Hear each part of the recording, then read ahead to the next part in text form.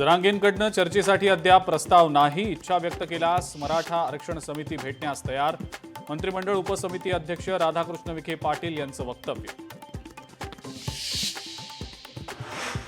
शिवशाहीर दिलीप सावंत मुंबईकडे रवाना. मनोज जरांगेंच्या आंदोलनामध्ये होणार सहभागी.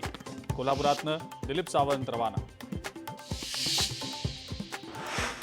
मराठा आरक्षणासंदर्भात ठाण्यामध्ये झळकले बॅनर. जरांगेंच्या आंदोलनाला सकल मराठा समाजाचा पाठिंबा. ठाण्यातल्या मराठा बांधवांनी जरांगेंना दर्शवला पाठिंबा.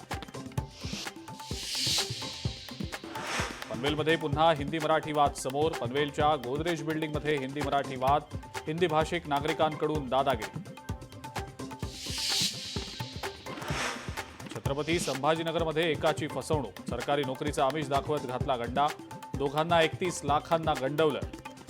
एकूण तिघांविरोधात गुन्हा दाखल. नांदेडमध्ये पुन्हा पावसाचा हाहाकार. पावसामुळे नदी नाल्यांना पूर. अनेक गावांमध्ये शिरलं पाणी. नदीकाठच्या नागरिकांना सुरक्षित स्थळी हलवलं. लातूरच्या चाकूरमधल्या वडवळ नागनाथ इथं ढगफुटी सदृश पाऊस. पावसामुळे 25 ते 30 घरात शिरलं पाणी. ग्रामस्थांच्या साहित्याचं नुकसान. लातूरमध्ये मांजरा धरणाचे 6 दरवाजे उघडले. मांजरा नदीपात्रात पाण्याचा विसर्ग सुरू. नदीकाठच्या गावांना सतर्कतेचा इशारा.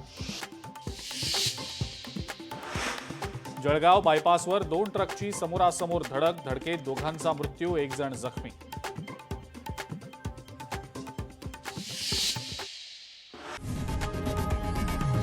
लोकशाही मराठी ऐका, पहा, जागरूक रहा.